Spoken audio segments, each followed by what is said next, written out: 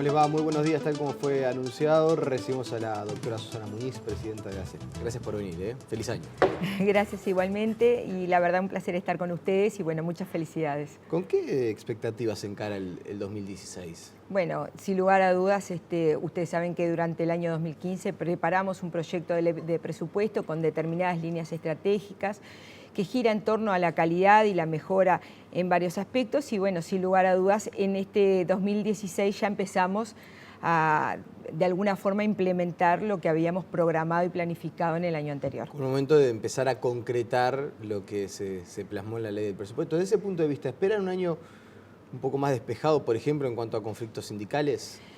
Bueno, sí, nosotros esperamos que sí, siempre el año donde se vota el presupuesto es un año bien movidito en cuanto a movilizaciones gremiales y realmente necesitamos ahora poner todos cabeza y empezar a trabajar. ¿Les pasa algo similar a lo de la educación en el sentido de necesitamos tranquilidad para empezar a trabajar? Veo que las autoridades de la educación han insistido en este punto. Bueno, despejamos la incógnita ya del tema presupuestal, ahora sí enfoquémonos en lo que tenemos que hacer. Bueno, sí, sin lugar a dudas, y enero justamente es un mes muy bueno para eso, para todo lo que es la planificación, el armado de las estrategias y empezar fuerte en el trabajo de lo que va a ser el quinquenio, un quinquenio que va a ser un poco diferente porque ustedes saben que el presupuesto que se votó es bianual. Sí, eso le iba a decir, de alguna manera el año de paréntesis entre las movilizaciones es este 2016. ¿Y cuál va a ser la principal línea estratégica, la prioridad para empezar a desarrollar ya en este año? Bueno, sin lugar a dudas, tiene que ver mucho con el tema de la calidad. Nosotros lo habíamos definido para todo el sistema. En ACE en particular, nosotros tomamos todo el tema, se creó un área de gestión de la calidad y también de la gestión del riesgo. Es así que se está trabajando en varios aspectos, en aspectos que tienen que ver desde la seguridad del paciente, aspectos que tienen que ver con la protocolización de determinadas acciones, el seguir trabajando y ganando premios de calidad. Ustedes saben que la institución que más gana por año premios de calidad en INACAL es ACE. Y de alguna forma queremos que eso se replique en todo el país. ¿La institución que más gana en cuanto a premios de calidad es la Administración de los Servicios de Salud del Estado? Sí. Es un dato no demasiado conocido. Es verdad, no es un dato demasiado conocido, pero es cierto, en los últimos 3 años ha sido así. El año pasado fueron 3 hospitales que ganaron 5 premios de calidad, pero esto ya se venía dando desde años anteriores. De hecho, Blasina nos dice que nos tiene como clientes fijos y bueno, la verdad que para nosotros es un orgullo. Hablando del tema sindical, ¿cuándo se define, por ejemplo, la definitiva integración del directorio de ACE con la representación de los trabajadores, que es un tema que ya viene de larga data? Sí, bueno, hasta donde nosotros sabemos, el ministro de Salud Pública remitió los nombres, ustedes se acuerdan que se había quedado en una terna tanto de usuarios como de trabajadores al presidente de la República. Es así que el presidente de la República luego va a remitir esos nombres al Parlamento, requieren venia del Senado, así que yo creo que cuando se levante el receso parlamentario seguramente van a elegir a nuestros representantes sociales. ¿Y eso lleva algún periodo de adaptación? Porque es raro, a ver, llevan algunos años ya funcionando sin este representante, por lo menos desde el punto de vista de los trabajadores. ¿Eso modifica en algo la operativa? Bueno, no, yo creo que no, porque en realidad justamente en el caso de los trabajadores que están postulados tienen muchísima experiencia, con mucho conocimiento de ACE, así que, pero bueno, en todo caso nosotros podemos trabajar una transición. Claro. ¿Y siente que ACE todavía no se puede sacar el estigma de la situación de Alfredo Silva? ¿Es como un lastre que todavía un poco arrastran? Bueno, yo creo que de alguna forma es el trofeo de algunos, ¿no? Un trofeo de algunos que obviamente lo han trabajado así, pero ustedes saben que ha sido destituido Alfredo Silva, por lo tanto hoy ya no tiene que ver con la Administración de Servicios de Salud del Estado. Por otro lado, en realidad muchas veces la oposición dice y nos investiga por lo que pasó en ese periodo, pero en ese periodo habían representantes de la oposición sentados también en el directorio de ACE, que estaban también para controlar. Así que, en verdad, creo que es un trofeo mal utilizado en todo caso. ¿Trofeo de algunos en qué sentido? ¿A qué hace referencia? Y yo creo que de alguna forma se busca generar un costo político para el gobierno, pero en realidad es un costo político para los sindicatos, o para los sindicatos o para el movimiento, en definitiva, para los representantes sociales. Sin embargo, tenemos experiencias de representación social muy buenas, por ejemplo, en BPS. ¿Le molesta que exista la sombra esa de la irregularidad siempre en la gestión de ACE? Que se esté marcando muchas veces... Bueno, hay irregularidades acá, irregularidades. Bueno, yo creo, a ver, que es parte de una estrategia, ¿no? Que se intenta demostrar en otras empresas del Estado. Y bueno, reitero, los representantes de la oposición estaban sentados en el directorio de ACE, como estaban también en otros, en definitiva, empresas públicas y en otros lugares de la administración. Es cierto que se les pasó por alto y nadie está poniendo en duda su honorabilidad, pero que se les pasó tanto por alto a los representantes de la oposición como a los del gobierno. Bueno, de la oposición se dice que en realidad muchas veces había pedido investigaciones en ACE y que esas eran trancadas por la mayoría del directorio. El representante de la oposición estaba allí y a mí no me consta esa situación. Y cuando usted dice es utilizado con una estrategia, es como sistemático, me imagino. ¿Usted hablará de una estrategia de qué? ¿Político-partidaria, una estrategia electoral? Bueno, ustedes saben que, por ejemplo, se generó toda una oficina y tenemos funcionarios que pasan muchas horas al día contestando pedidos de informes. Uno dice, bueno, en el prestador que tiene 1.300.000 uruguayos, ¿no son otras las cosas más importantes que tiene que hacer? Sin lugar a dudas, pero bueno, tenemos que contestar al Parlamento y así lo hacemos. ¿Y se encontraron con un panorama más irregular del que imaginaban en la previa? ¿A qué voy con esto? Muchas veces se dice, por parte de la oposición, pero también trasciende ciertas irregularidades que en una empresa, en un prestador tan importante como ACE, yo creo que es hasta lógico que ocurran y que se investiguen y que bueno, que se esté trabajando en ese asunto. Ojalá no ocurrieran, pero puede llegar a pasar. Ahora, generalmente son investigaciones que promueve la propia ACE para detectar algún tipo de irregularidades, ya sea en cuanto al pago de horas extras, algunas asignaciones directas, bueno, en fin, todo lo que se investiga. Pero ¿estaba demasiado desorganizada ACE hasta hace algún tiempo que lleva a que estas investigaciones que ustedes desarrollan al día de hoy, en el año 2015, 2016, encuentren irregularidades de hace un par de años? Bueno, no. A ver, yo creo que, primero, ACE es una institución muy joven. Desde que se descentralizó del Ministerio fue en el año 2008. Desde entonces se han venido, de alguna forma, organizando y se ha venido mejorando muchísimo el tema de la gestión. Obviamente todavía queda mucho. Si nosotros pensamos en ACE, estamos hablando de 900 puestos de salud, 45 hospitales, donde hay muchos servicios. Yo siempre digo, los economistas y los contadores dicen que si hay algo que no les gusta administrar es un hospital, porque un hospital cuenta con un restaurante, con un hotel, con un lavadero, con una farmacia, con alta tecnología, con servicios profesionales. Entonces es algo sumamente complejo. Ustedes imagínense que nosotros a lo largo de todo el año auditamos todos los servicios, pero estamos hablando de 900 lugares con distintos servicios. Eso es un trabajo realmente muy detallado, muy constante, que además necesita obviamente que una vez detectadas ciertas irregularidades o de repente desprolijidades, es necesario corregirlas y por lo tanto volver a auditar para ver si eso se corrigió.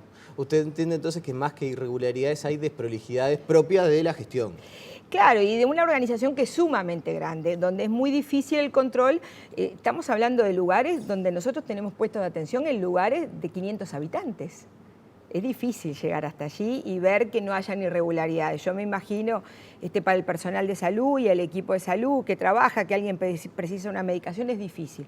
De todas formas, estamos trabajando en seguir regularizando las situaciones. Doctora, quiero pasar a otro asunto que lo debe haber leído seguramente, sé que usted se está reintegrando de la licencia, pero es un tema que sobre todo ha generado mucho comentario y mucho impacto en la población, y es este tema de las cesáreas. ¿Le sorprendió la cantidad de cesáreas o era un dato que ya conocía? No, lamentablemente no nos sorprende. Uruguay tiene un alto índice de cesáreas, es más alto en las mutualistas que en ACE, pero de todas formas en ACE sigue siendo alto y sobre todo en algunos lugares, en algunos hospitales más que en otros.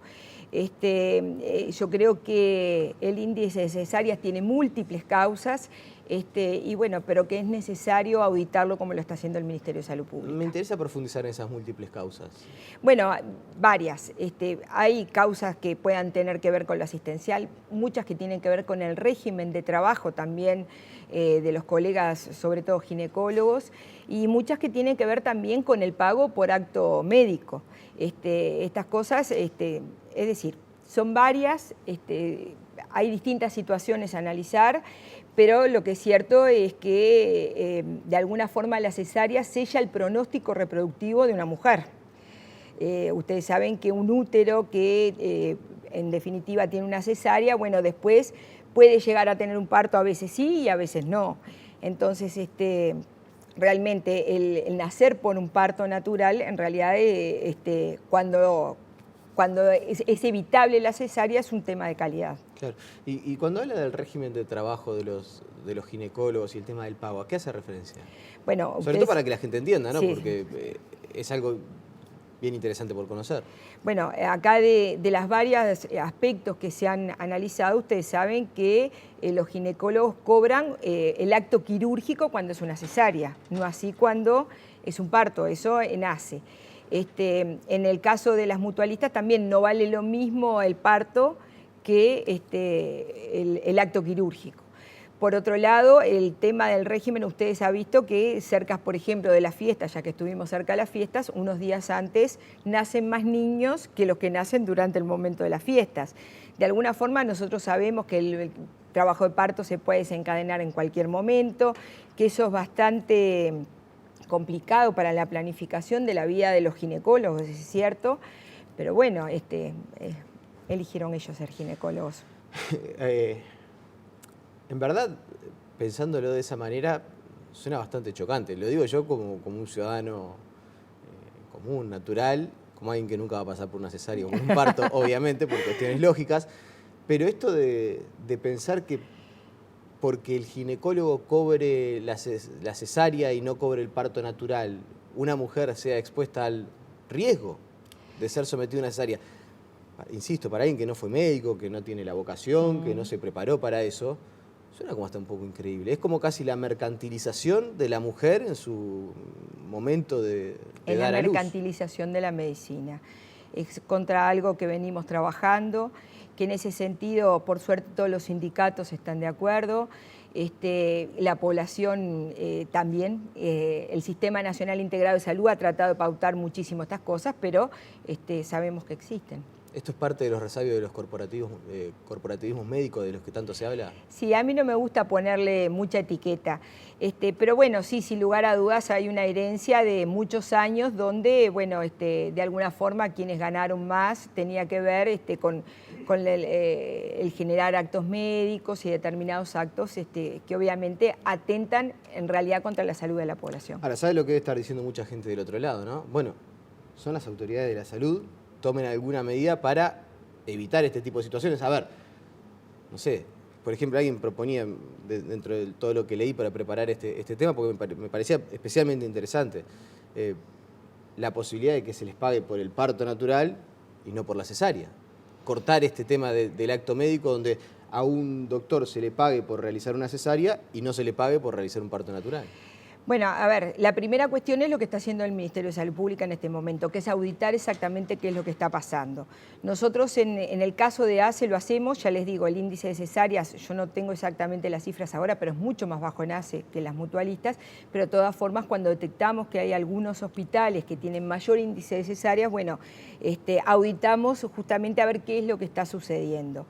En realidad el Ministerio... ¿Y han encontrado algunas explicaciones donde eventualmente se esté dando este tipo de situaciones? Claramente hay o algún médico o algún turno de médico, no sé, en eso obviamente que no soy especialista, pero que encuentran que para el tema de la retribución, de cobrar especialmente por el acto de la cesárea, se promueve la realización de cesáreas en realidad de partos naturales. Bueno, nosotros hemos encontrado, a ver, que en algunos lugares se hacen más, y en algunos días se hacen más cesáreas, por ejemplo, que en otros.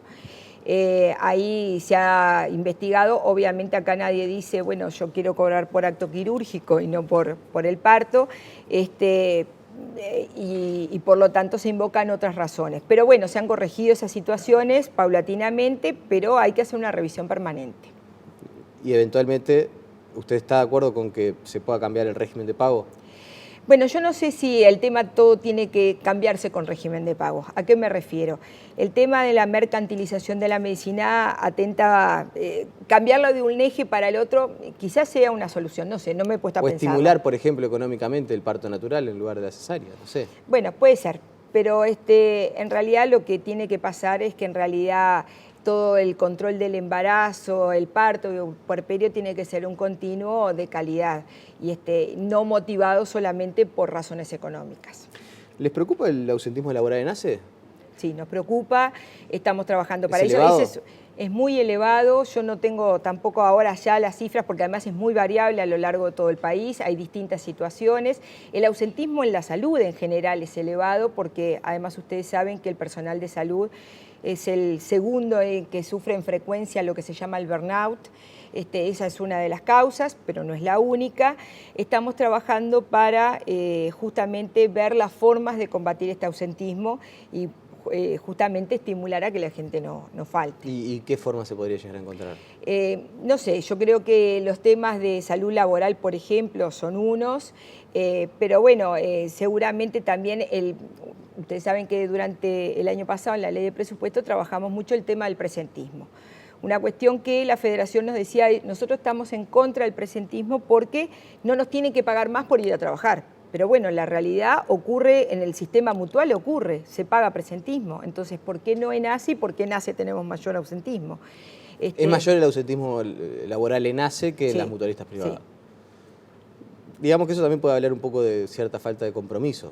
Porque muchas veces los enfermeros trabajan en ACE y en una mutualista. Y si el ausentismo laboral se hace bastante... Bueno, eso sí se detecta, es una falta grave y pasible de destitución. ¿Y ha pasado? Sí, ha pasado. Se han más frecuentemente personas. de lo que pensamos. Sí, sí, pasa bastante frecuentemente. Personas que se ha comprobado que están trabajando en un lugar y están certificadas en el otro, sí. Trabajando en un lugar, por ejemplo, trabajando en una mutualista privada. Exacto. Y certificadas en ACE. Exacto, sí, y han sido destituidos. Entonces la idea, eventualmente, porque veo que está bastante en boga y se está discutiendo acerca de si lo mejor es el pago del presentismo. Porque ayer conversábamos acá con el presidente de la Cámara de la Construcción, con Ignacio Tigre, y decía, en la construcción el pago por presentismo es casi el 12% del salario, sin embargo el 30% de los trabajadores no lo cobran. Es difícil que por vía del pago del presentismo la gente concurra a los lugares de trabajo. Sí, seguramente hay múltiples causas aquí y seguramente hay diferentes estímulos y motivaciones que haya que estudiar. Sin lugar a dudas, en esto nos comprometimos en particular con la Federación de Funcionarios de Salud Pública a estudiarlo durante el año. Pero la Federación plantea otros temas como el régimen laboral, por ejemplo, y el régimen de libres, como un tema que facilitaría disminuir el ausentismo. Tenemos algunos estudios hechos, algunos que no son concluyentes. Yo creo que hay que trabajar además una cultura del trabajo en las personas y del compromiso. Bien, ya sobre el final, porque a la gente esto siempre le interesa. Obras, ¿qué se espera para este año 2016? ¿Qué cinta espera cortar? Bueno, para el 2016 en realidad nosotros, ustedes saben que es varios proyectos. Es más, en los últimos días ustedes saben que hubo también varios cortes de cinta, sobre todo al final del año pasado, ¿verdad? Donde se inauguró alta tecnología, un resonador en el hospital de Tacuarembó, un litotrictor en el hospital de Rivera, pero además se inauguraron varias policlínicas en Montevideo, remodelaciones en el hospital de Pando, en definitiva hubo varias inauguraciones. Con lo que vamos a empezar el año 2016 es con la inauguración de la remodelación del hospital de Juan Lacase, algo que estaba comprometido hace mucho tiempo, seguramente sea la semana que viene o la siguiente. Juan Lacase es una población que estaba necesitando obviamente esto. Bueno, ustedes recuerdan que hace muy poquito también se inauguró el nuevo Instituto de Traumatología con instalaciones 5 estrellas, realmente a nuevo y muy lindas. Se sigue la etapa de construcción del hospital, se entra en una nueva fase de la construcción del Hospital de Colonia. No creo que termine en el año 2016, pero bueno, se va a avanzar y va a estar terminando en todo caso en el año 2017. Me quedan un par de minutos y no quiero dejar de preguntar, porque aparte lo mencioné Sí. al pasar. ¿Está demorado el IMAE en el hospital de Tacuarembó? Bueno, lo que pasa es que el IMAE lleva varias etapas y para empezar, nosotros recién vamos a empezar a ejecutar el nuevo presupuesto. Obviamente hay que contratar personal, hay que seguir comprando equipamiento y recién pedir la habilitación entonces del IMAE al Fondo Nacional de Recursos. Pero bueno, se sigue trabajando en estas etapas. ¿Y hay una fecha de cuándo se podría llegar a concretar? Bueno, no, porque a lo largo del año 2016 justamente está la contratación de los profesionales que van a trabajar allí y terminar de comprar el equipamiento.